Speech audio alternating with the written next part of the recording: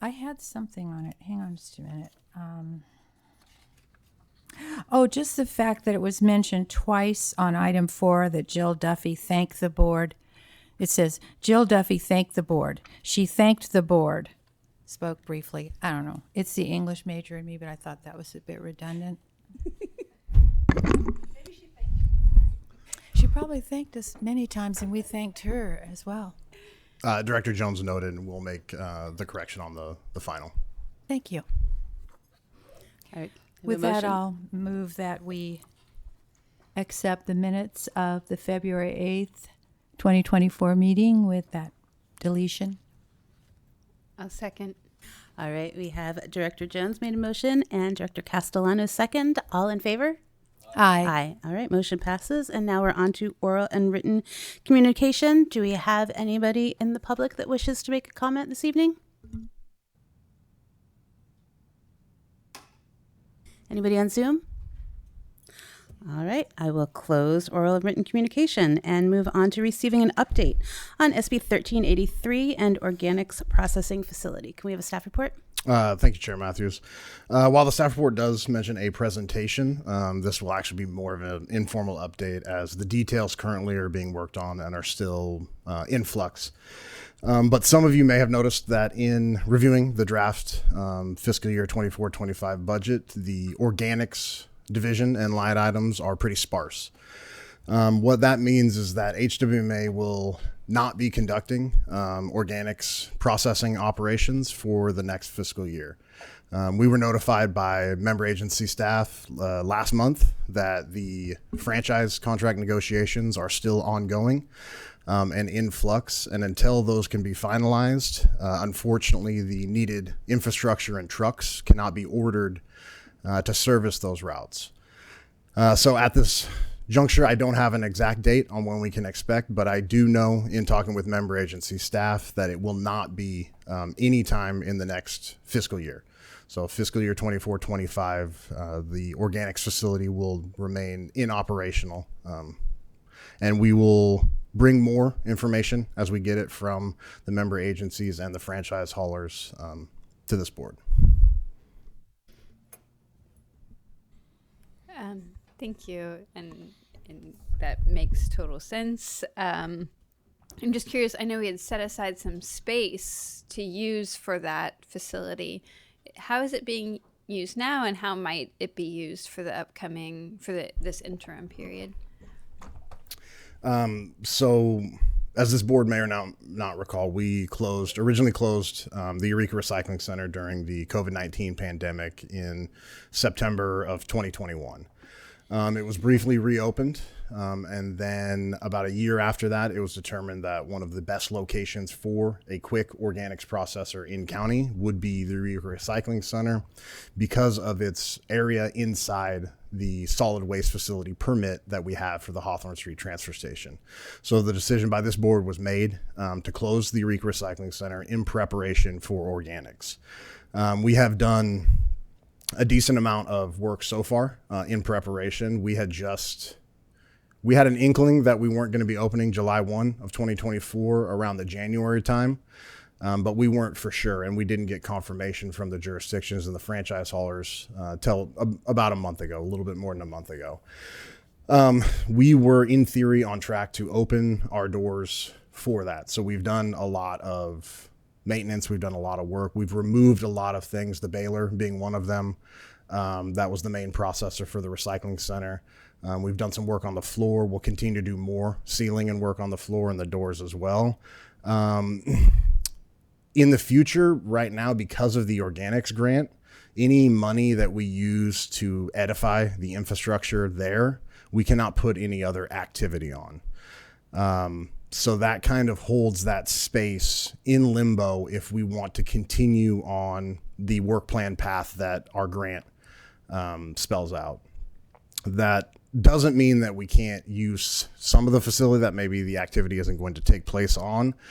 It's not a generally large facility, though. We could not, for say, bring back the Eureka Recycling Center in the space available that won't be utilized by the grant activities. What we can do is, while we're managing the grant, potentially refocus to looking for an area that we can reopen a recycling center for some of the hard to reach areas, hard to dispose of materials. That's something that staff has thought about since hearing this news, but at this point, it's a little early for me to give any firm deadlines or anything like that on something of that nature. Are we going to get any, is there any penalties that we're going to incur from being so far behind? HWMA or the jurisdictions? Both? So HWMA won't receive any penalties. We've been in contact with our grant manager. We've asked for an extension to this grant. They've been amicable to extending and awarding that grant up to a year after our close of grant.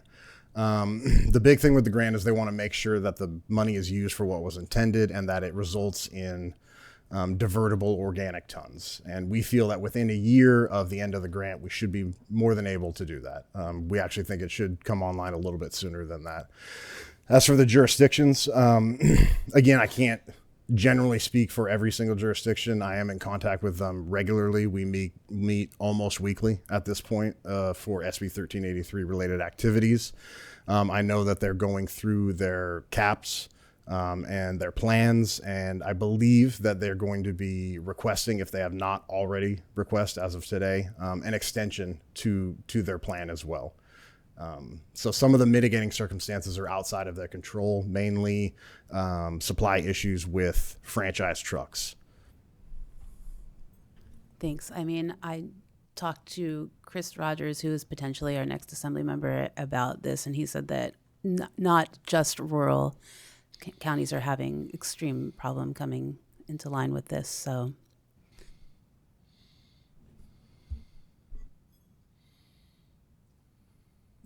all right, does anybody else have any other questions? Any public comment on this? Right? Yeah. I think your questions answered mine on this penalty. Okay, so I'm good. Thank you. I did speak with the City of Eureka staff person, Robin Prasker, who's on the Zoom right now, but she was saying that the jurisdictions have been working together to kind of meet with the regulators, and that it seems like permission is going to be granted to delay the process because it's so, one, like all of the jurisdictions are kind of combined in their efforts, and two, it's not uncommon in the state. And and I think things like that little Hoover report is having an impact also in the at the Capitol. So, yeah. Do we have any public comment on this agenda item? Seeing none, Chair. All right. Well, then let's move on to receive a draft fiscal year 2024-2025 budget. We have a staff report.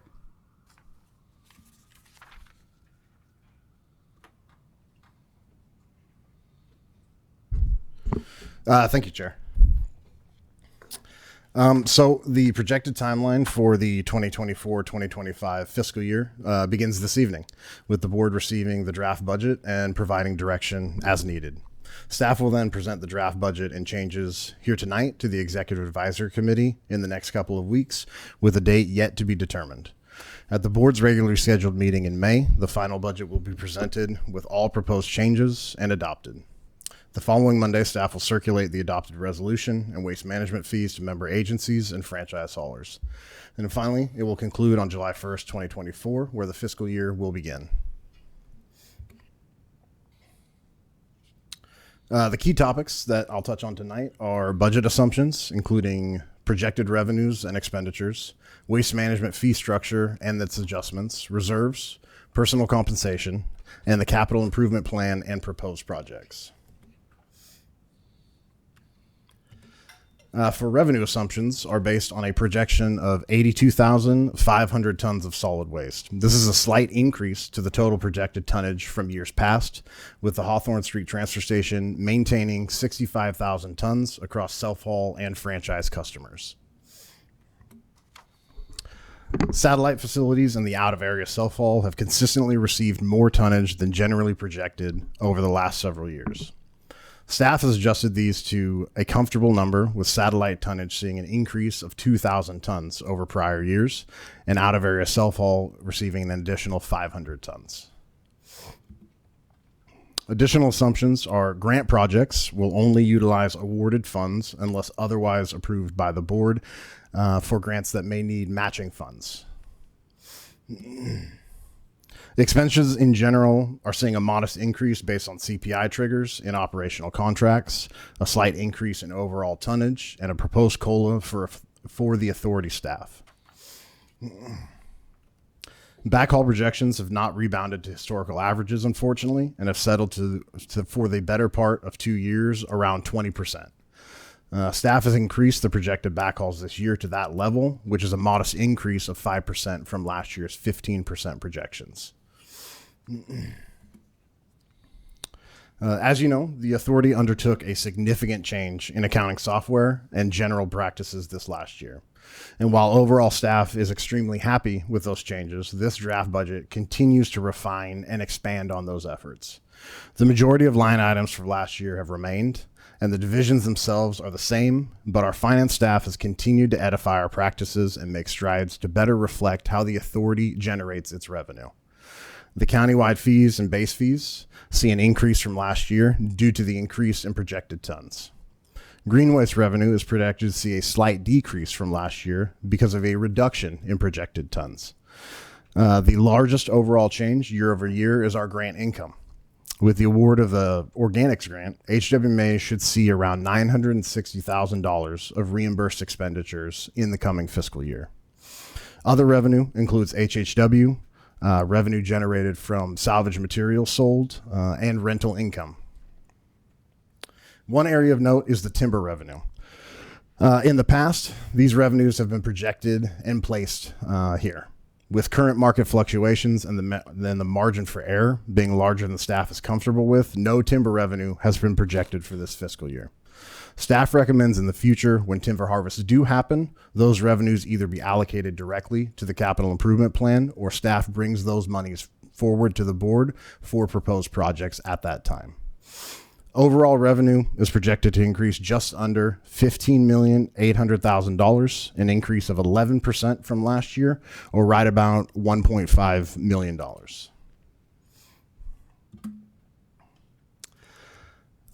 Expenditures are set to rise as well, with most of those increases tied to either the addition of projected tons, CPI adjustments found in the contracts, and overall increase in the cost of some goods and services. One notable exception is payroll and related expenses, which will remain largely unchanged, should the board approve some of staff's recommendations for staffing levels this evening. Total projected expenditures, again, are $15,800,000 and will result in a projected net income of $0 for the authority for this upcoming fiscal year. The solid waste portion of the waste management fees are made up of 3 distinct components. The first is the countywide program fee, which houses pass-throughs on other county-related programs such as 939 funds, LEA fees, and illegal dumping and cleanup funding, among others.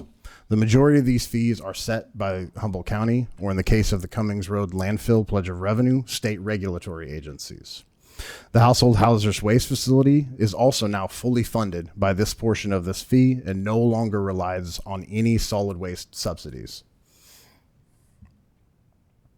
Next, we have the HWMA base fees, which is responsible for funding all other programs or divisions at the authority outside of solid waste. Over the last several years, there has been a slow transition to reduce the amount of subsidies from the solid waste divisions given to these other divisions and make this fee accurately reflect the true costs of these activities.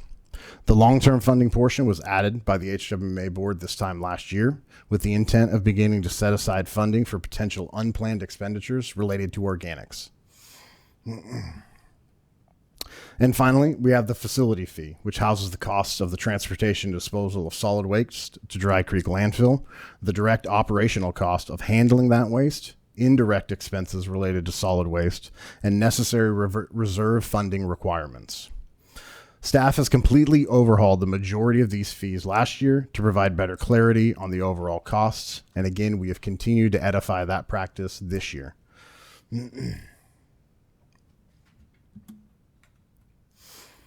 Overall, staff is recommending minimal increases to the current waste management fees, with one exception that we'll touch on. Self-haul rates are recommended to be increased to $191.59 a ton, which is an increase of $4.42 per ton, or 2.4%. Franchise rates are recommended to be increased to $172.44 for an increase of $2.03 per ton, or just about 1.2%. Last year, staff developed a new methodology for calculating the franchise and self-haul rates to better reflect their actual costs, and continues to build upon this practice.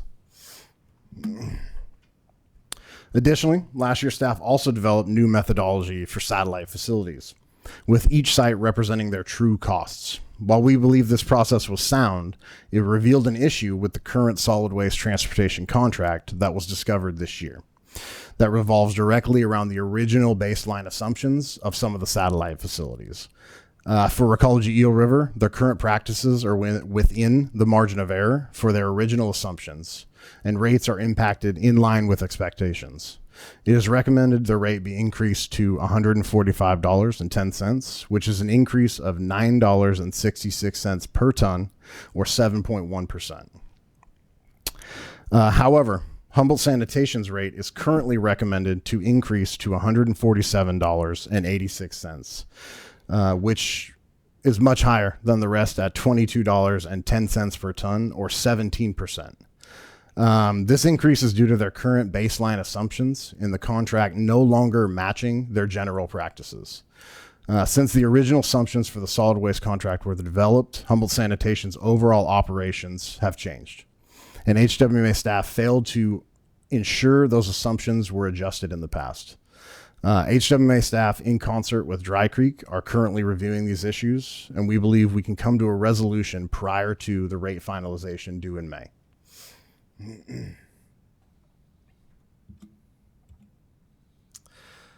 Green waste fees are considered a one-to-one fee for the authority. We simply set the rates at what it costs the authority to have material shipped and processed. Currently, staff time, fuel for the equipment, and other costs are covered by the solid waste fees, as the time dedicated to managing this stream is currently minimal. These are subject to change slightly once the CPIs in the contract are finalized, but staff has projected an increase of about $2.50 to both the direct delivery and drop-off at the Hawthorne Street transfer station. Is there a typo in that? That math doesn't work. In the green waste fee, should it be $194.81? That is correct.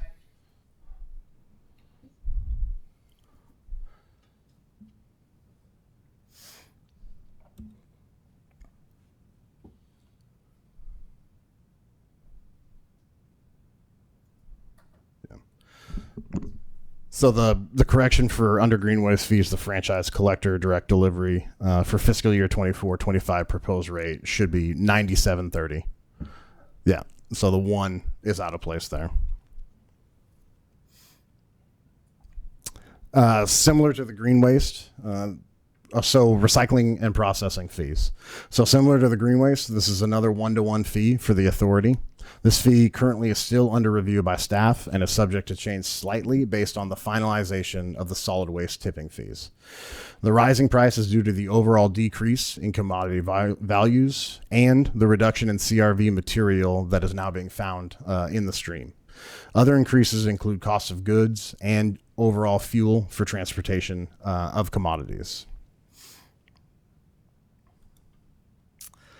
So this is an expanded view of the waste management fees that make up the authority's solid waste tipping fee. Countywide fees have remained the same outside of the hazardous waste facility, which has increased by around $2.20 per ton, resulting in an overall increase in general operational expenditures. Material accepted at the hazardous waste facility has also increased, but cost of goods necessary to operate has also increased as well.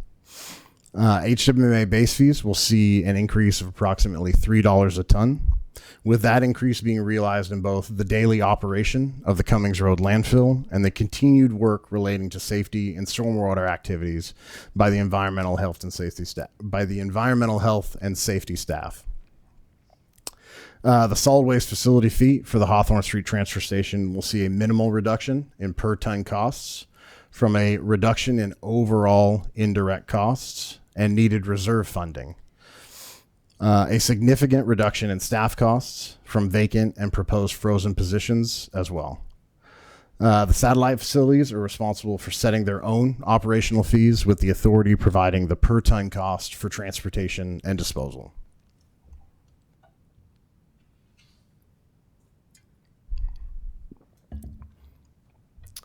The authority currently maintains 4 distinct reserve funds.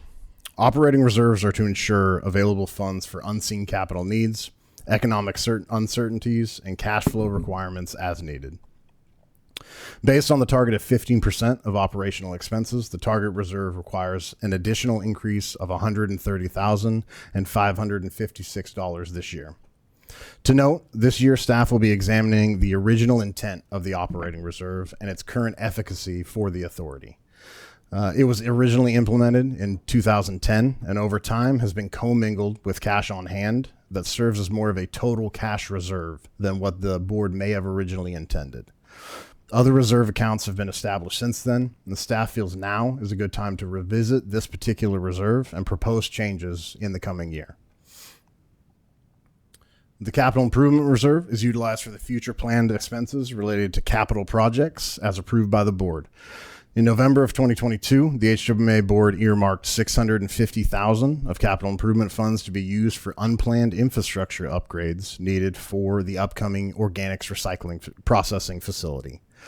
With the award of the Cal Recycle Organics grant, staff proposes to release these funds back into the capital improvement plan. The capital improvement plan structure and makeup was completely revamped to include project descriptions, project funding timelines, and general cleanup that includes distinctly outlined projects late last year. This overhaul included a large portion of projects from the previous plan, with most projects dating back before 2021 that had been deferred, resulting in projected costs that fell short of the needed capital. Staff has pushed those projects from fiscal year 23-24 to the upcoming fiscal year and adjusted their total capital costs as needed. We've reviewed all projects on the current plan and updated all projects as needed, and will continue to regularly check in to ensure capital costs are being covered. The funding level on July 1 of 2024 will be $978,000, with capital projects for 24-25 totaling $920,000.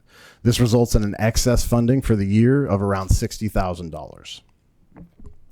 But looking towards the future capital expenditure requirements, staff is recommending adding $130,000 to the fund for fiscal year 24-25 to offset future costs.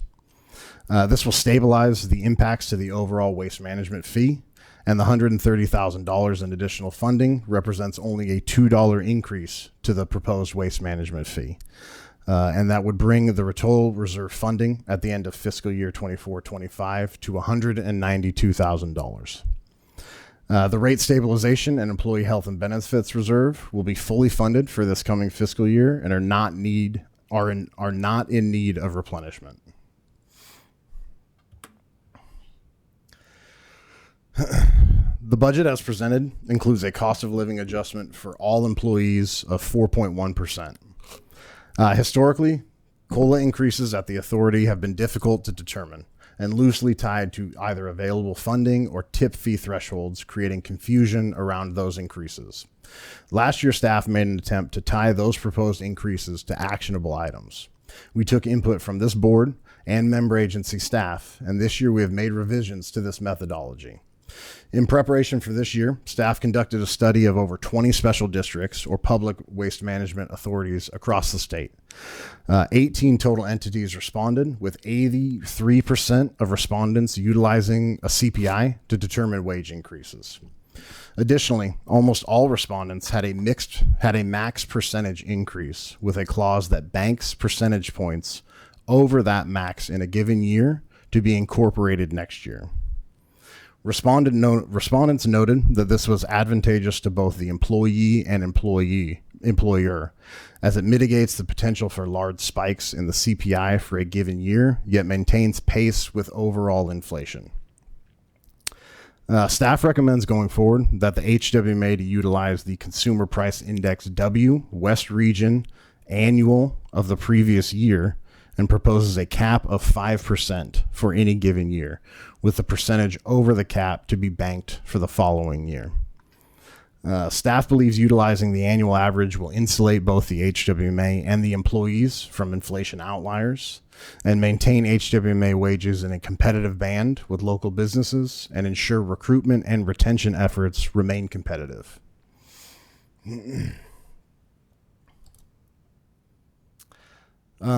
And as we discussed earlier, with the delay of the organics processing facility, the proposed organizational charts includes freezing 2 additional MDT positions, bringing the total frozen positions to 4.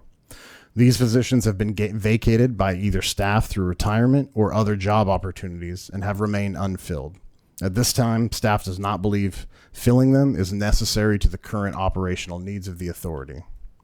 The additional freeze of these positions results in a savings of approximately $126,000 this year.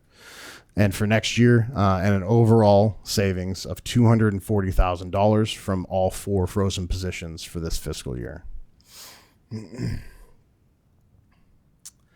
And with that, as always, I'd be more than happy to answer any questions that you have.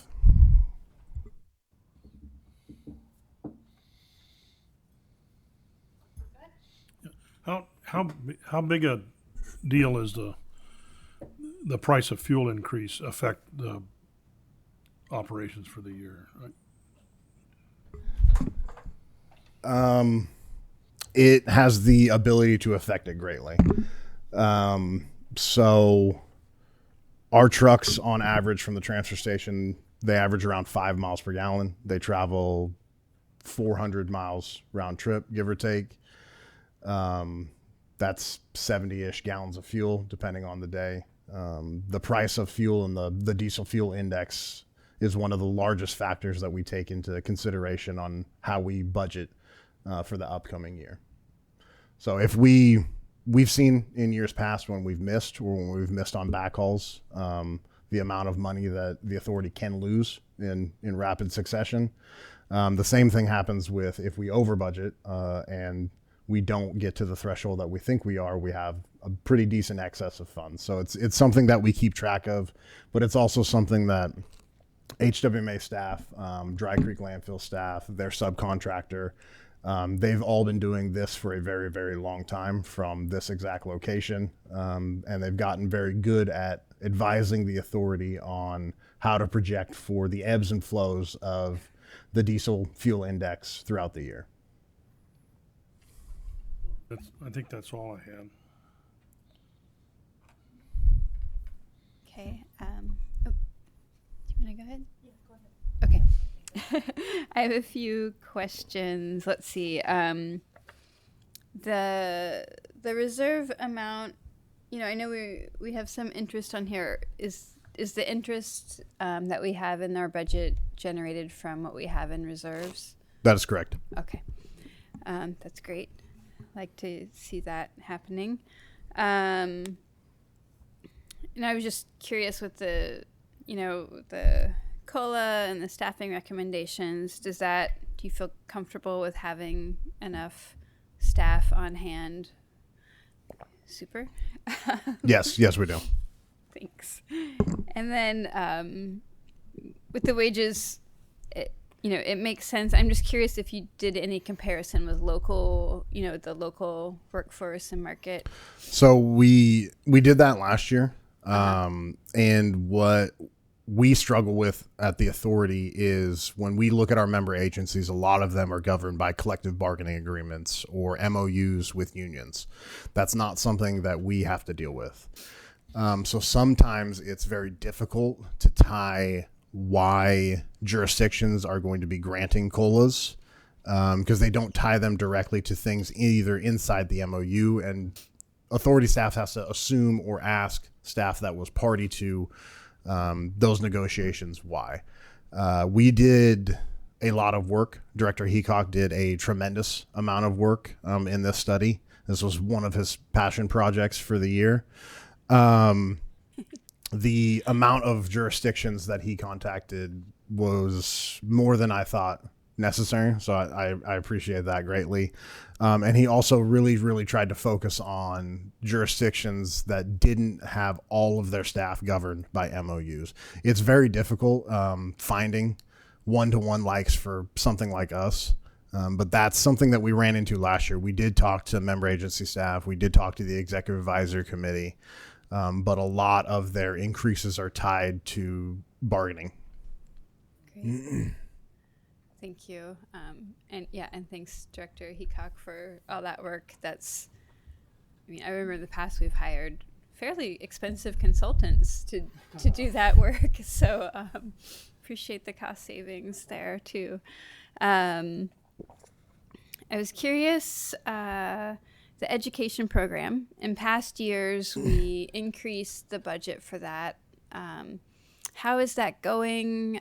Is it having effects in the community? I know we still struggle with things like separation of waste and things like that. So there's certainly a continued need for education. So I think at the funding level that it's at now and the efforts that are being given, it's tremendous. The consultants that we use are tremendous. We have incredible feedback. We have used several of them for a very long time. Back when I was a programs analyst in 2018, we continue to maintain those relationships, and through this board, we've continued to expand those to different areas. The feedback we get from those consultants and from the schools that they visit and the kids that they talk to is tremendous.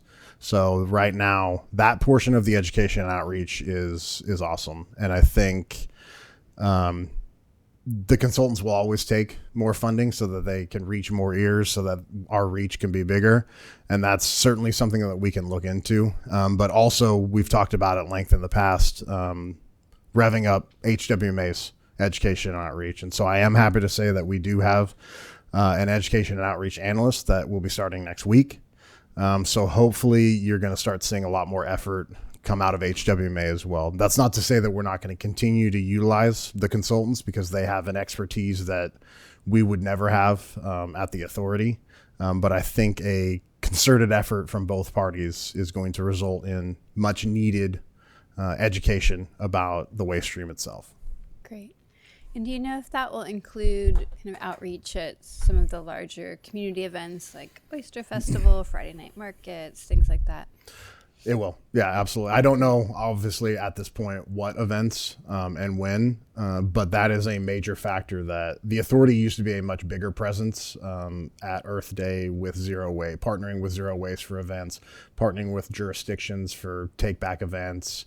I know the city of Eureka just had a compost giveaway, or it's coming up this weekend, maybe. Those are the type of things that we need to be a part of just as much as the jurisdictions. Yeah. If we're going to be tasked with overseeing and helping jurisdictions manage their waste, then we need to be party to as well. Appreciate that. And then the last question I had is kind of related to the reserve and the operating reserve. And so I'm excited. Firstly, I'm just excited that you're thinking about it and going to bring it back, because it's, of course, as our budget grows, that number also grows. And, I think my question is just kind of related, like, we know that, organics is delayed, but we also know that we're looking at, moving forward with the study to most likely implement it locally. And so I think my question is just like, do you anticipate wanting to, build some reserve towards the specifics, kind of implement, I know we have this big grant, but it's going to be a huge endeavor, like build some reserve specific to the implementation of organics. Yeah, I think absolutely. I think what I also want to work with in concert with Director Schwartz is making our reserves meaningful. So it's one thing to have reserves, but it's one thing to have them vague enough to where the individuals managing them or having oversight call into question exactly what that funding level should be, how they should be used, and how those practices have changed since the adoption of them. So yes, we are going to need reserves. We are going to need to bolster our reserves, but I want to make sure that this board is fully aware of what those threshold levels are, what our recommendations for those threshold levels, and that they make sense. I'm not interested in amassing a massive amount of waste management money, but in general, our field costs a lot of money. And so the sooner that we can prepare, the greater effect that we can have on lessening the impact in a single year to the tip fee. And that, at the end of the day, that's the biggest thing, is at HWMA, we want to make sure that it has the best rate for our ratepayers. And the only way we can do that is to make sure we prepare our reserves properly. Thank you for all the work on this. My question is about the COLA, the cost of living increase. I was looking up for last year for federal employees. It was 5.2 December 21st, 2023, authorized by the president. And then for this year, it looks like they're looking at only a 2% pay raise. So I'm just curious where you got the figure for the COLA in the budget. Yeah, so the figure for the COLA is for CPIW. So it's a CPIW, and it's specifically West Region CPIW.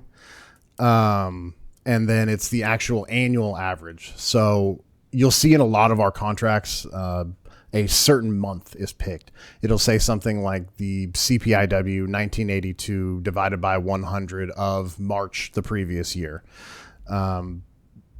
Staff internally feels that using an annual comparison is better to insulate not only the employees but the HWMA from potential spikes in the year. When you look at CPI over a given year and you look at the months, you can see ebbs and flows in that. And we feel that using the annual from the previous year is a better way to insulate those ebbs and flows from both parties. So that's how we determine that number. And then my other question has to do with the possibility of Fortuna joining the Humboldt Waste Management Authority. And I was wondering, I was going to ask this during your director's report, but I'm not sure that will even occur within this fiscal year, but will that affect anything in the budget? I would say minimally. And the way that it would affect the budget would be an increase of around 6,000 tons to the overall tonnage picture, which would allow us to impart the expenditures over a greater tons, if that makes sense. So right now we have 82,500 tons projected. You would see a slight increase to most of the fees across the board outside of the satellite fees or outside of the facility fees if we added 6,000 tons. It's not going to push the needle by any stretch as far as a reduction in $15 or something like that. It will be minimal. It would be about $1 or $2, give or take. But it's still something that we are actively working on. We met with City of Fortuna staff last month. I met with their general manager or their city manager, and we went over all of these items. And we thought at this time it would be best to see our proposed rates and then be able to compare the proposals that they've gotten from their franchise haulers and their transfer station operator, so that way we can determine what the actual impact of joining the authority for Fortuna would be. Good, thank you.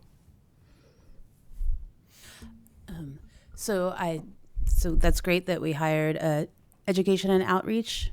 What about the other positions that are open? There's still the director of operations position open. How's that going? How's the search for that going? Currently, the director of operations position remains vacant. Who's doing that job and is along with theirs? Some of the duties have been split between the operations supervisor and the executive director. Additionally, Director Heacock from Environmental Health and Safety has taken a couple of that on. It is by no means ideal by any stretch. We are very lucky to have the tenure of staff that we have in operations and in solid waste specifically to take some of that burden.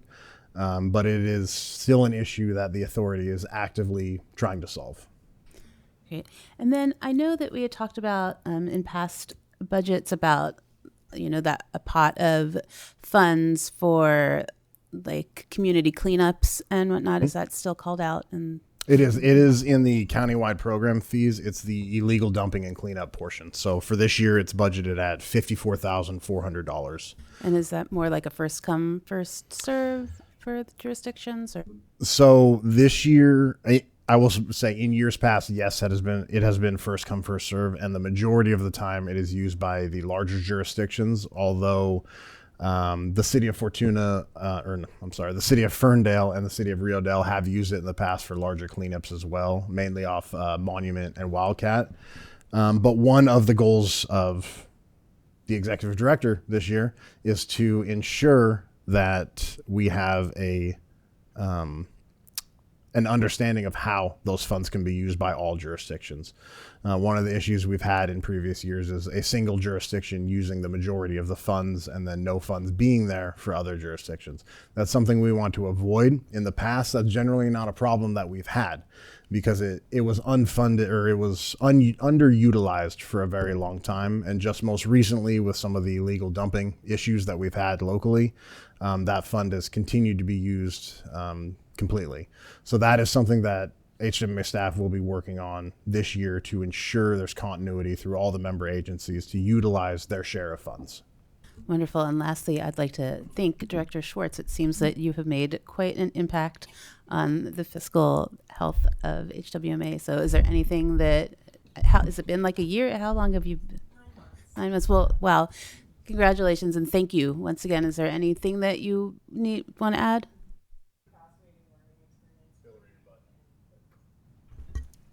This has been an excellent learning experience for me, and I've really enjoyed it. And I just look forward to continuing to report to the board on how we do with our budget as we get it in place and start using it, including things like the illegal dumping fund. So Wonderful. Well, you're very much appreciated. Thank you. thank you.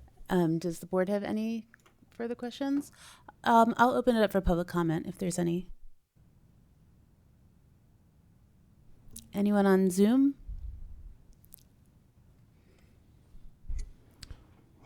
Okay, so what do you need from us, Director Keller-Heckman? Do you need a motion to accept this, or is this just information? Oh, I was just going to say, I appreciate that you brought up the illegal dumping reserve, or maybe not, it's not a reserve, but anyway, the set aside. I would love, I'm imagining that the city of Eureka is one of the cities that makes use of that more often than other jurisdictions. And I would love to actually increase that reserve, so that way we can, or that amount, so that other jurisdictions could have it available. But it's, being the more urbanized part of the county, I do think that it's a really valuable resource for citizens of Eureka, but also everyone who comes to Eureka to work and do business. And so I just want to make sure we all have access to that funding. I'm in favor of that. Thanks. If we can So- increase it, yeah. Traditionally, the fund was set at $40,000, and this board actually raised that amount last year at the fiscal year draft budget. Staff would be more than happy to add additional funds if the board directs as well. Great. I think the other option would be that, we could kind of see how quickly it's being used and then, revisit it in 6 months, which, whatever the preference of staff is, I think could work. Staff can bring back a recommendation in May before the budget is finalized at that meeting, and we can bring back two scenarios. It'll be very easy to adjust the tipping fee based off that countywide program fee. So we'll take a look at the usage from the last fiscal year, and then we will return to this board with a recommendation. Thank you. That sounds great. Thank you. Any last comments or questions? All right. All right. Well, then let us move on to standing items, board reports. Anybody have anything to report out? Just wanted to report that Blue Lake continues to have a waste collection in our corporation yard every other month. We had one in March, so our next one will be in May, and it's very well received. It's limited only to the citizens of Blue Lake, but it is any yard waste. And of course, there's guidelines with that as far as pressure treated wood and that kind of thing. So it's very successful in our city.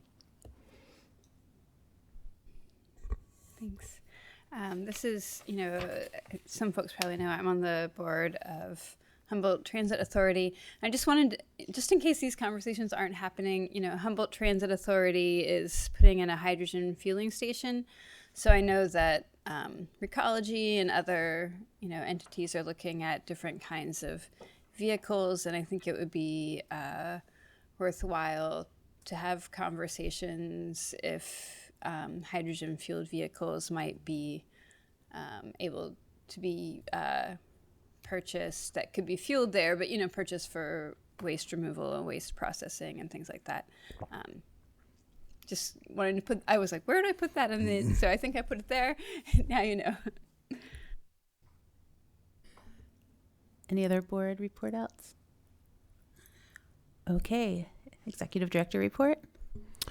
So there's only one item, and it is in the very, very early stages. But in January, you had a representative from Zero Waste Humboldt come and speak about a grant that they got for reuse activities. Obviously, HWMA will be working with Zero Humboldt to see how we can reclaim or save potential items disposed at the transfer station to be utilized in their reuse program. So we are still in the very early stages of that. But HWMA would absolutely love to work with Zero Waste Humboldt and their efforts on the reduction and reuse of material. That's wonderful. All right. Well, if that is all, I will adjourn. Thank you.